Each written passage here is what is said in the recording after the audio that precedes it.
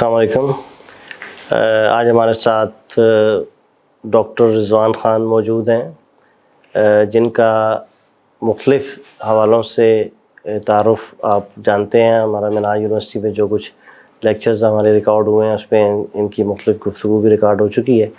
لیکن حلال کے حوالے سے بھی ان کی نہ صرف کافی ایکسپرٹیز ہیں بلکہ انوالومنٹ بھی ہے، حلال ٹیکنالوجی کے حوالے سے، حلال سائنس کے حوالے سے.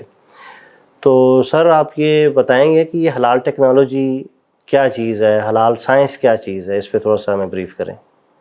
جی دیکھیں، ہر چیز جو آج کل کے زمانے میں ہو رہی ہے اس میں ٹیکنالوجی کا انوالومنٹ بہت زیادہ ہے، اور اس کی وجہ یہ کہ ٹیکنالوجی ہماری زندگی کو آسان بھی بنا رہی ہے اور چیزوں کی قیمتیں بھی اس کی وجہ سے کم ہو جاتی ہیں. جب ہم حلال ٹیک کی بات کرتے ہیں تو اس میں بہت ساری چیزیں شامل ہوتی ہیں. جیسے فوڈ ٹیکنالوجی کی اگر ہم بات کریں تو فوڈ ٹیکنالوجی میں بہت ساری چیزیں ایسی بن رہی ہیں جو پہلے موجود نہیں تھیں، لیکن فوڈ ٹیکنالوجی کی وجہ سے ان چیزوں کی قیمتیں بھی کم ہو گئیں اور ان کی کوالٹی بھی بہتر ہو گئی.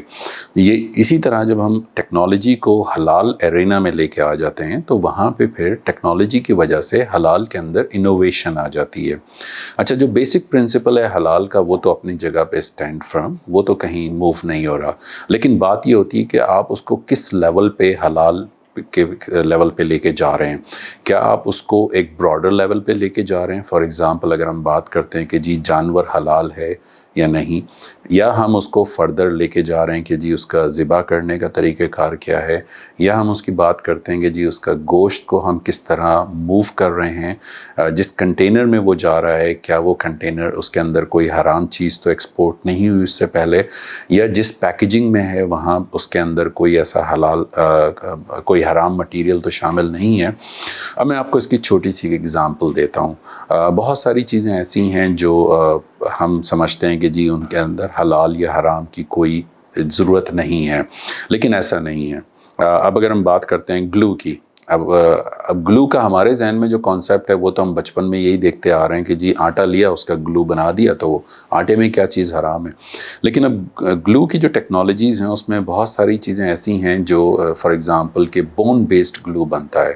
آپ نے دیکھا ہوگا کھانسی وغیرہ کے شربت پہ، دوائیوں کی جو بوتلیں ہیں اس پہ اسٹیکر ہوتا ہے جو جب وہ گیلا ہوتا ہے تو اسٹیکر آرام سے اتر جاتا ہے، جب وہ سوکھا ہوتا ہے تو وہ چپکا رہتا ہے.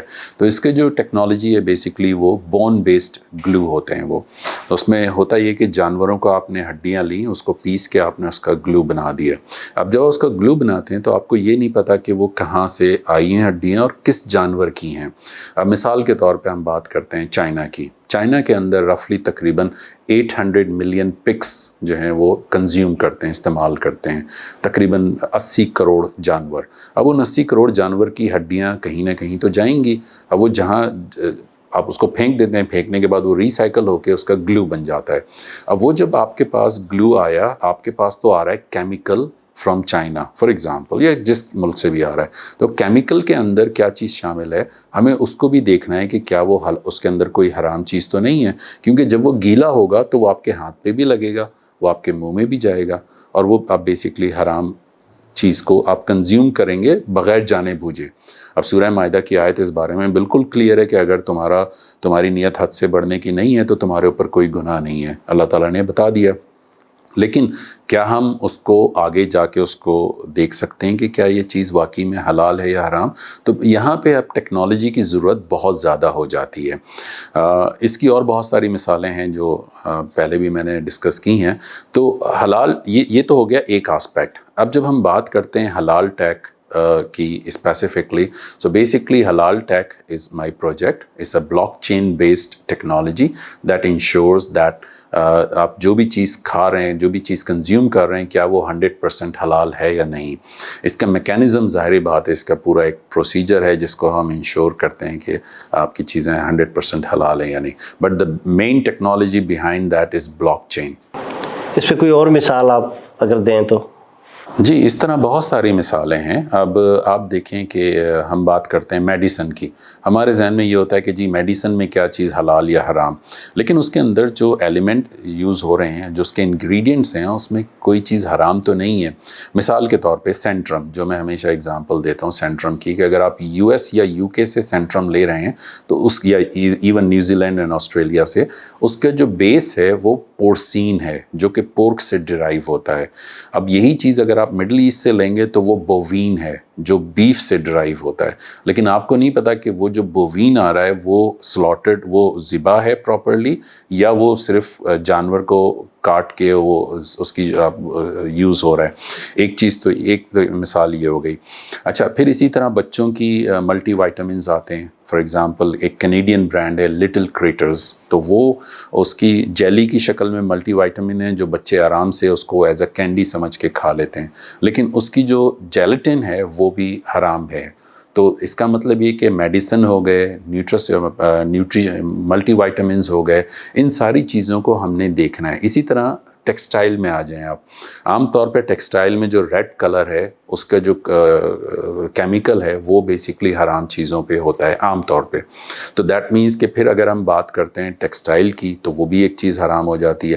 اچھا پھر ایک اور بہت ہی سیدھی سی چیز ہے، جو بہت ہی سمپل سی چیز ہے جس کو ہم بالکل اگنور کر دیتے ہیں، وہ ہے لاجسٹک. اب لاجسٹک میں آپ کے کنٹینر پوری دنیا میں جا رہے ہیں، تو اگر ایک کنٹینر لیٹ سے کہ وہ چائنا سے اس نے پورک لیا، اس کو اس نے ڈیلیور کیا سنگاپور میں، سنگاپور سے وہ خالی کنٹینر چلا وہ گیا ملیشیا میں اس پہ آپ نے حلال چیزیں لوڈ کی. اب آپ اگر اس کو صاف نہیں کریں گے تو آپ کو یہ نہیں پتہ چلے گا کہ جی وہ اس کے اندر حرام چیز کوئی گئی تھی جو آپ کی حلال چیزوں کے ساتھ مکس ہو سکتی ہے. تو اس کا مطلب یہ کہ آپ کے پاس ایک رسک ہے جو وہاں پہ موجود ہے. عام طور پہ ہم اس کو کنسیڈر نہیں کرتے. اسی طرح ریسائیکلڈ باکسز ہیں، جو کارٹنز آتے ہیں، بہت ساری چیزیں ہیں جس پہ آپ کو انشور کرنا ہوتا ہے کہ کیا وہ حلال ہیں یا نہیں. اچھا سیکنڈ چیز اس میں جو ہے وہ قرآن میں اللہ تعالیٰ نے یہی کہا ہے کہ تم کھاؤ پاک اور طیب، حلال اور طیب چیزیں. اب طیب چیزوں کا بہت ساری چیزیں ہیں جس کو ہمیں دیکھنا ہے کہ کیا.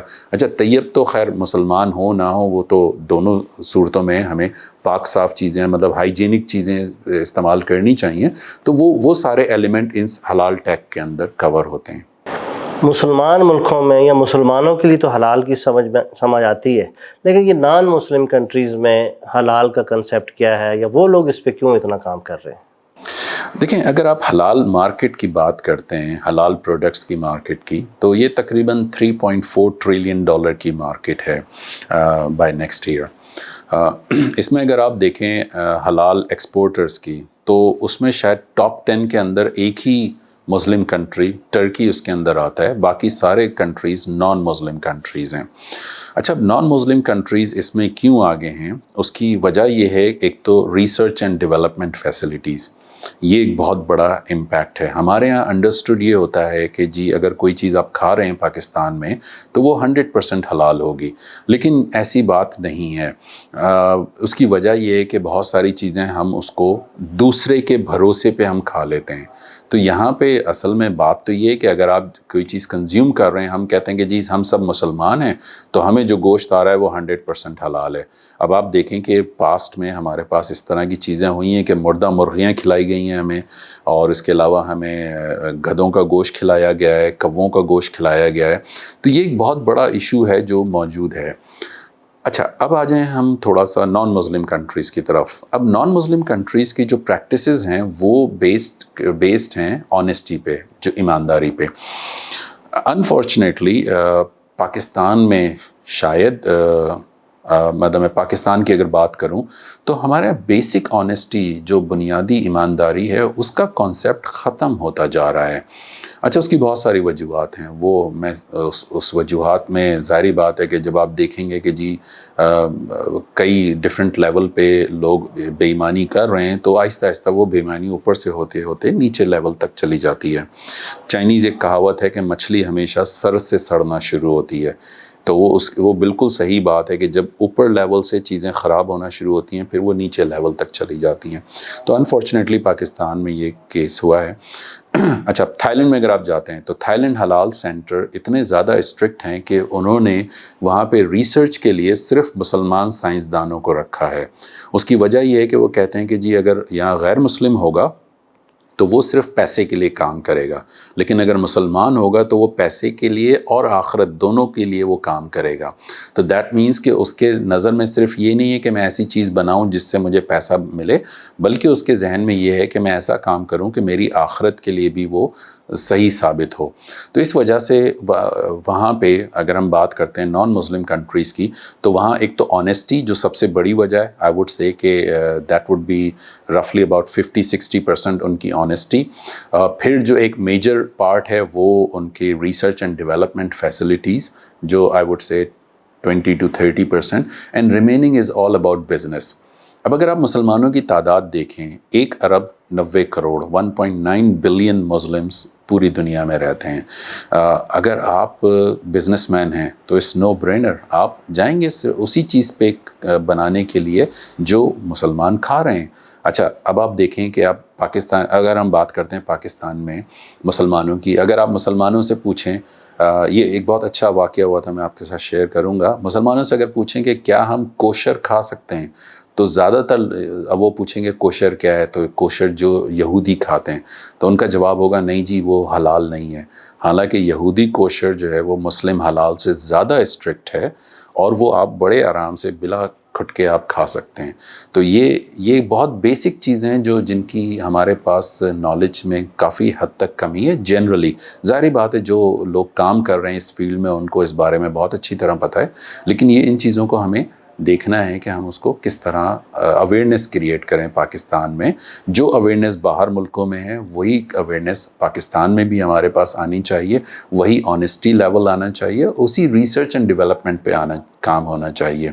ہمارے یہاں تو بیسکلی ساری چیزیں انڈرسٹوڈ ہو جاتی ہیں کہ جی وہ حلال ہیں، تو ریسرچ اینڈ ڈیولپمنٹ کا کانسیپٹ آتا ہی نہیں ہے یہاں پہ. آپ نے حلال ریسرچ کے حوالے سے بات کی، تو یہ مسلم کنٹریز کو آپ کیا سجیسٹ کریں گے کہ یا مسلمانوں کو کہ حلال ریسرچ کے حوالے سے یا اس کی امپورٹنس کے حوالے سے ہمیں کیا کرنا چاہیے پاکستان یا دیگر جو مسلم کنٹریز ہیں؟ دیکھیں حلال ریسرچ میں سب سے پہلے تو بات یہ ہے کہ ہمیں پہلے یہ پتہ ہونا چاہیے کہ ہم کر کیا رہے ہیں. اچھا حلال کی اگر ہم بات کرتے ہیں براڈ کیٹیگریز کی، جو سب سے بڑی کیٹیگری پرہیپس حلال کے اندر کاؤنٹ ہوتی ہے جو کہ جس کا ہر ایک سے واسطہ پڑتا ہے، that is food and beverages. تو سب سے پہلے تو فوڈ اینڈ بیوریج پہ ہم یہاں پہ ریسرچ پہ کام شروع کریں.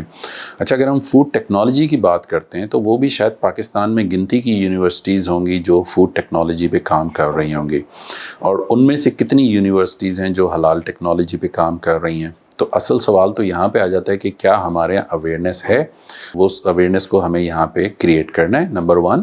نمبر 2 پھر ہمیں وہ ایک کلچر لے کے آنا ہے، ریسرچ اینڈ ڈیولپمنٹ کلچر کا. اچھا ریسرچ کا مطلب یہ ہے کہ آپ نے ایک ایسی چیز پہ کام کیا جو آپ کے ملک میں یا آپ کے پاس نہیں ہے، آپ نے اس کو پتہ چلایا. اس کا ڈیولپمنٹ کا مطلب یہ ہے کہ آپ اس کو امپلیمنٹ کر رہے ہیں کہ آپ اس کو کس طرح مارکیٹ کر سکتے ہیں. پھر انوویشن آ جاتی ہے اور دوسری چیزیں آ جاتی ہیں. تو سب سے پہلے تو ریسرچ کلچر ہمیں ڈیولپ کرنا ہے. انفارچونیٹلی ہمارے ملک میں جو اوور آل ایک کلچر ہے کہ آپ پڑھے لکھے لوگوں سے بھی اگر آپ بات کریں گے کہ حلال اور حرام کیا ہے تو وہ جواب یہ ملے گا اللہ تعالیٰ نے جو چیزیں حرام کی ہیں وہ حرام ہیں، جو حلال کی ہیں وہ حلال ہیں. اب اگر ہم ان سے نام پوچھ لیں گے تو شاید ان کو نام بھی نہیں پتہ ہوگا، جو کہ بہت ہی انفارچونیٹ ہے. اس کی وجہ یہ ہے کہ ہم نے پڑھنا چھوڑ دیا ہے. ہم ریسرچ تو بہت دور کی بات ہے، ہم تو سیدھی چیز اگر ہم بیسک چیزوں پہ بھی جاتے ہیں تو ہم وہ پڑھنے کا کلچر تو ہمارے پاس ہے ہی نہیں. بس جو ایک جنرل بات ہو رہی ہے، میں ایکسیپشنز کی بات نہیں کر رہا، جنرل کا مطلب 50-60% لوگوں کا تو یہی حال ہوگا عام طور پہ. تو اس کو ریوائیو کرنے کی ضرورت ہے. ایک زمانے میں پاکستان میں بہت اچھے سائنٹسٹ ہوتے تھے، بہت اچھے پروفیشنلز ہوتے تھے. ہمیں اس کو ریوائیو کرنا ہے، اس کو انسینٹیوائز کرنا ہے کہ اگر آپ کوئی کام کر رہے ہیں تو آپ کو اس کا بینیفٹ آپ کو ملے. دوسرا ایشو ہے پاکستان میں وہ ہے آپ کا انٹلیکچوئل پراپرٹی رائٹس کے سلسلے میں. وہ ایک بہت بڑا ایشو ہے. آپ یہاں پہ کوئی ریسرچ کریں, اگلے دن وہ مارکیٹ میں کوئی اس کو کاپی کرے گا اور وہ اس کو استعمال کرنا شروع کر دے گا. جب تک انٹلیکچوئل پراپرٹی رائٹس آپ کے سیکیور نہیں ہوں گے اس وقت تک یہ مسئلہ رہے گا. اچھا, انٹلیکچوئل پراپرٹی رائٹ کا مطلب یہ ہے کہ میں نے ایک چیز بنائی, اب اس پہ میں دن رات محنت کر رہا ہوں. لیٹ سے میں نے اس پہ 4 سال 5 سال میں نے لگائے, وہ میں نے ایک چیز بنا لی. اب وہ میں نے بنائی ہے تو اس پہ محنت لگی نا, میرا ٹائم لگا اس پہ میں نے خرچہ بھی کیا. اب وہ جب میں بنا کے مارکیٹ میں لے کے آیا, پتہ چلا کوئی اور صاحب آیا, انہوں نے اس کو کاپی کیا اور وہ اس کو بہت سستے داموں پہ انہوں نے بیچنا شروع کر دیا. تو میری جو محنت ہے وہ تو ضائع ہو گئی. مجھے اب میرے لیے کیا انسینٹیو ہے, میرے لیے کیا فائدہ ہے کہ میں ان چیزوں پہ کام کروں, اس کو میں آگے لے کے جاؤں. تو یہ ایک بہت بڑا ایشو ہے جس کو ہمیں یہاں پہ دیکھنے کی ضرورت ہے.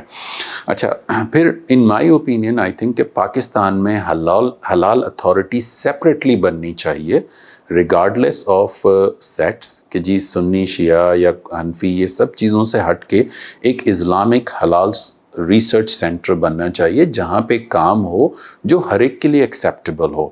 آف کورس جو چھوٹی چھوٹی چیزیں ہیں جہاں پہ جس کو ہم کہتے ہیں فروئی اختلافات ہیں وہ اپنی جگہ پہ رہیں گے, تو ہم ان کی بات نہیں کر رہے, لیکن ہم بات کر رہے ہیں کہ ایک اوور آل ایک امبریلا کریٹ ہو جو اس کا کام ہی یہی ہو کہ وہ ریسرچ کو پروموٹ کرے, اس کو انسینٹیوائز کرے اور اس کو پھر آگے فیلڈ میں اس کی اپلیکیشن لے کے جائے. جو یہاں پہ کمپنیز ہیں, میں دیکھتا ہوں کہ یہاں پہ بہت ساری کمپنیز ہیں جنہوں نے حلال لوگو دنیا کے مختلف ملکوں سے لیے ہوئے ہیں, اور یہ بڑی شرم کی بات ہے کہ پاکستان جو مسلم ملک ہے وہاں پہ ہمارے پاس اپنا حلال لوگو کا جو امپلیمنٹیشن ہے وہ شاید بہت ہی کم ہے, اور جو کہ ہونی چاہیے. سر, فوڈ کے حوالے سے تو سمجھ میں آتا ہے کہ حلال کا ایک کنسیپٹ, جی, لیکن نان فوڈ ایریاز جیسے حلال ٹورزم ہے, حلال فیشن ہے, حلال لاجسٹکس ہیں, اس کے حوالے سے آپ کیا کہیں گے اور اس کی کیا امپورٹنس ہے, اور نان مسلم کنٹریز میں ان چیزوں پہ بھی کام کیوں ہو رہا ہے؟ اگر آپ تھائی لینڈ کی مثال لیں, تھائی لینڈ میں تھائی لینڈ کا جو حلال لوگو ہے one of the most prestigious in the world, اور تھائی لینڈ میں کئی چیزوں پہ کام ہو رہا ہے. وہاں پہ حلال گارمنٹس پہ کام ہو رہا ہے, حلال ٹورزم پہ کام ہو رہا ہے. اچھا, اب عام طور پہ ہمارے یہاں ہوتا ہے کہ جی ٹورزم میں کیا چیز حلال ہے. جی, حلال اس میں یہ ہے کہ اگر ایک مسلم ملک سے لوگ آ رہے ہیں اور وہ آپ کے ملک میں کہیں جائیں گے تو ان کو یہ دیکھنا ہے کہ کیا وہ چیزیں وہاں پہ حلال ہیں یا نہیں ہیں.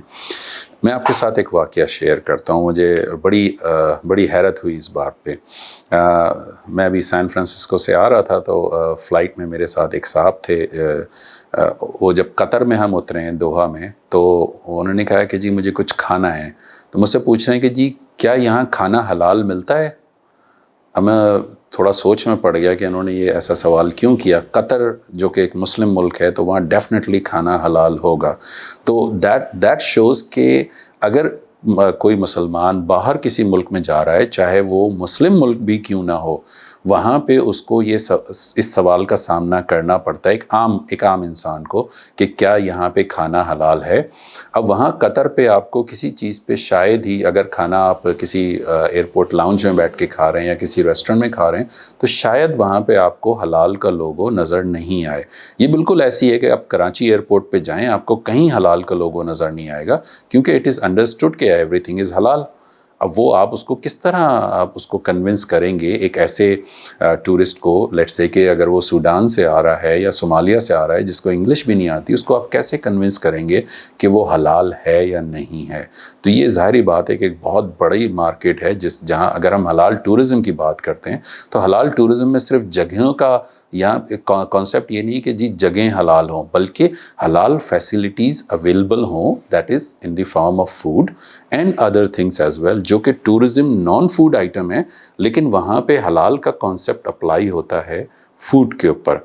اچھا, اسی طرح کاسمیٹکس ہے. اب لپسٹک ہے, اس کے اندر جو بیس ہے کیا وہ پورک سے ڈرائیو ہوا ہے یا وہ اس کے اندر کوئی حرام ایلیمنٹ شامل ہے, وہ آپ کو دیکھنے کی ضرورت ہے. تو وہ ایک بہت بڑی مارکیٹ ہے. ظاہری بات ہے 1.9 بلین مسلمس ہیں تو اس میں خواتین کی تعداد کم از کم 950 ملین تو ہوگی, 95 کروڑ کم از کم, ورنہ 1 ارب تو ہوگی. تو ظاہری بات ہے ایک بہت بڑی تعداد ہے جو کہ میک اپ مطلب خواتین میک اپ کرتی ہیں, ان کے میک اپ ایکسیسریز ہیں. اور یہاں پہ تو شاید ہی ہمارے کسی میک اپ آئٹم پہ لکھا ہو کہ وہ حلال ہے یا نہیں ہے. تو یہ ایک بہت بڑا انٹیپڈ ایریا ہے جہاں پہ پاکستان اس کو ٹیپ کر کے بہت آگے جا سکتا ہے. اور اگر ہم صرف کاسمیٹکس کی مارکیٹ کو ہی صرف دیکھ لیں تو اس میں بہت پوٹینشیل ہے پاکستان کے لیے, اور پاکستان اس پہ اگر کام کرے تو بہت آگے ہم جا سکتے ہیں. حلال اکانومی یا حلال مارکیٹ اس وقت کیا ہے؟ اس وقت دنیا میں لیڈنگ کنٹریز کون سے ہیں جو حلال اکانومی کو لیڈ کر رہے ہیں یا اس سے بزنس کما رہے ہیں؟ مسلم کنٹریز کہاں پہ کھڑے ہیں اس حوالے سے؟ جی دیکھیں, حلال مارکیٹ 3.4 ٹریلین ڈالر کی market by next year it will be. تو 3.4 ٹریلین کا مطلب ہے 3,400 ارب. تو I think is something like 34 کھرب, سم تھنگ لائک دیٹ اگر ہم اس کو اردو میں بولیں. تو 3,400 ارب کی مارکیٹ میں اگر پاکستان 1% شیئر بھی لے لیتا ہے تو that is we are talking about 34 ارب ڈالر کی بات کر رہے ہیں ہم. تو ایک بہت بڑا مارکیٹ شیئر ہے جو ہم لے سکتے ہیں, اور اس کو اگر ہم جاتے ہیں تو یہ ہماری اکانومی کے لیے بہت اچھا ہے. اچھا, یہ 3.4 ٹریلین یا 3,400 ارب یہ تو ابھی کی بات ہے. یہ اگلے 10 سالوں میں یہ تقریباً 6 ٹریلین ڈالر کا مارکیٹ بن جائے گی. تو 6 ٹریلین کا مطلب ہے 6,000 ارب. یہ جو ہم بات کر رہے ہیں ہماری ایکسپورٹس جو ہیں وہ تقریباً کوئی 27 ارب ڈالر پچھلے سال رہی ہیں.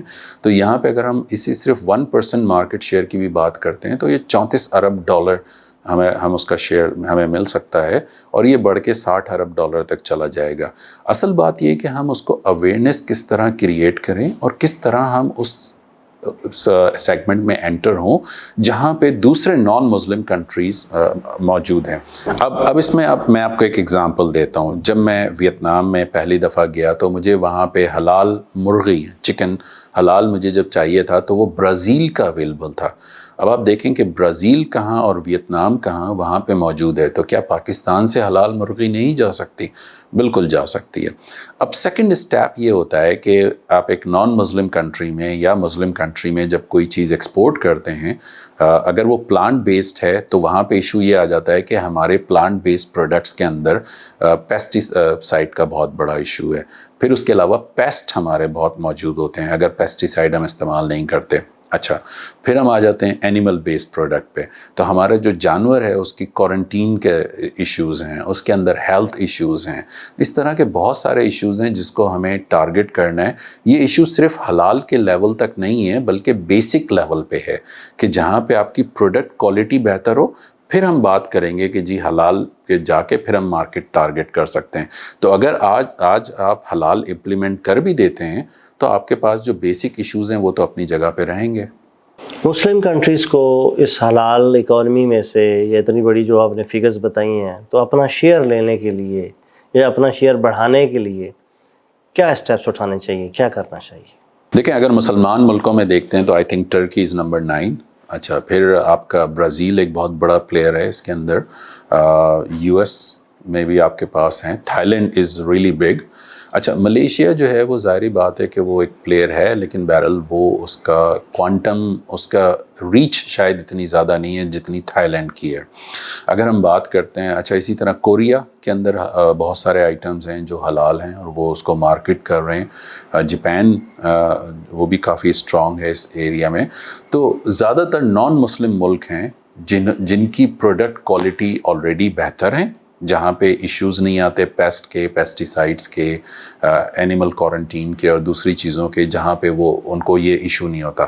اب ان کے پاس جو ایشو ہے وہ یہ کہ جی حلال لوگوں کا مسئلہ ہے. وہ حلال لوگ انہوں نے ریسرچ سینٹر ڈیولپ کیے, حلال ڈیولپ کر کے ان کو آگے لے کے چلے گئے.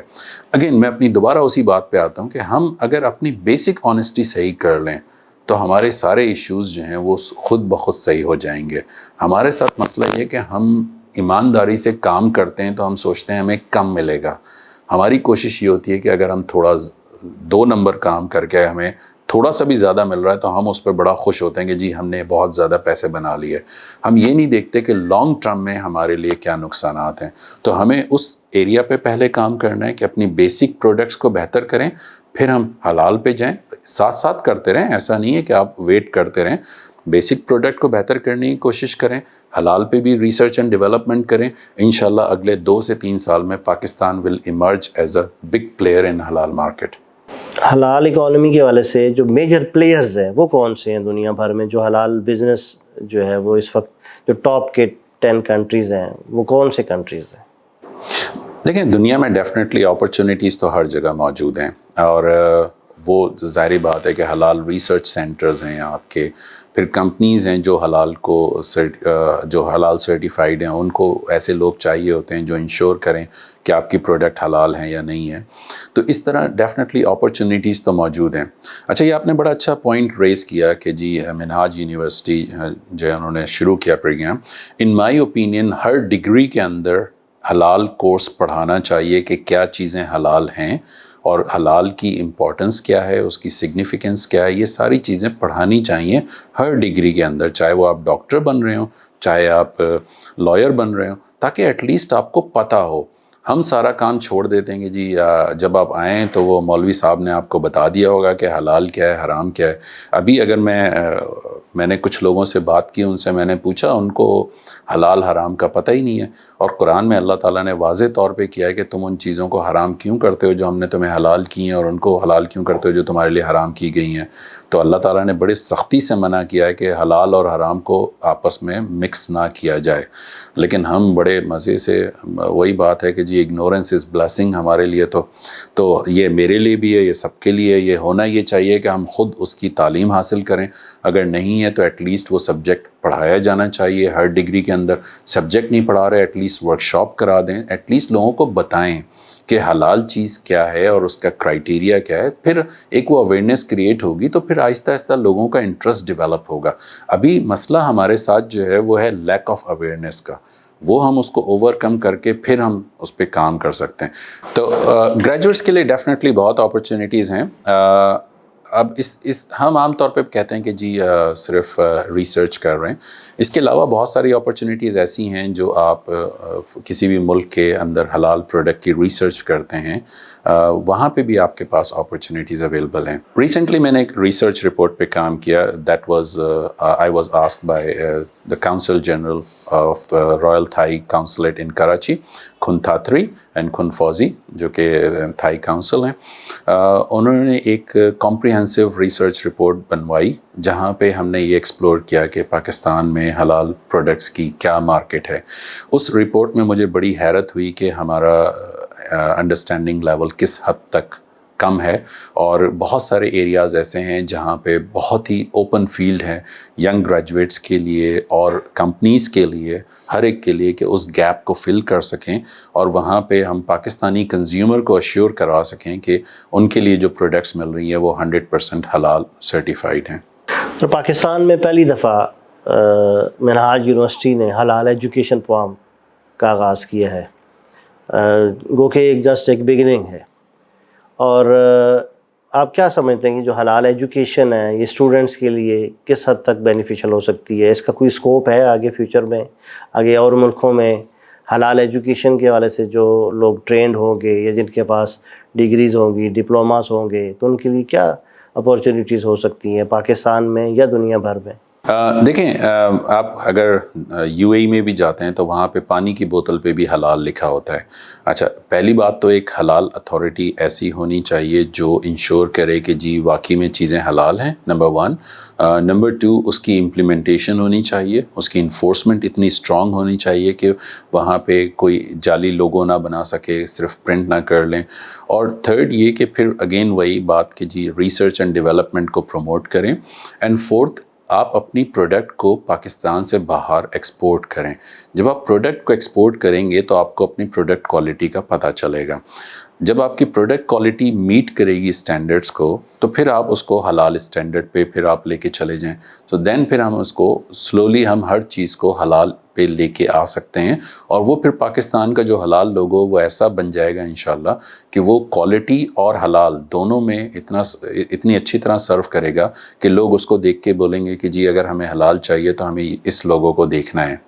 تھینک یو سر، آپ نے اپنا قیمتی وقت ہمیں دیا، اور اسپیشلی آپ منہاج حلال پاکستان کے آفس میں تشریف لائے. منہاج یونیورسٹی کا جو ہمارا ایجوکیشن فارم چل رہا ہے اس میں شروع سے آپ کی رہنمائی اور ایکسپرٹی سے ہم فائدہ اٹھاتے رہے ہیں، اور امید کرتے ہیں کہ آئندہ بھی آپ ہمیں ٹائم دیں گے تاکہ آپ کی نالج سے، ایکسپرٹیز سے، علم سے ہمارے جو اسٹوڈنٹس ہیں اور اس کے علاوہ جنرل جو عوام ہے وہ فائدہ اٹھا سکے، اور یہ جو میسیج ہے نچلے لیول تک ہم لوگوں تک پہنچا سکیں۔ پاکستان میں حلال کلچر، حلال ایجوکیشن، حلال اویئرنیس کے لیے ہم سب کو مل کے کام کرنا چاہیے، اور اس میں آپ کی کنٹریبیوشن، آپ کی سرپرستی کے لیے ہم آپ کا شکریہ ادا کرتے ہیں۔ Thank you.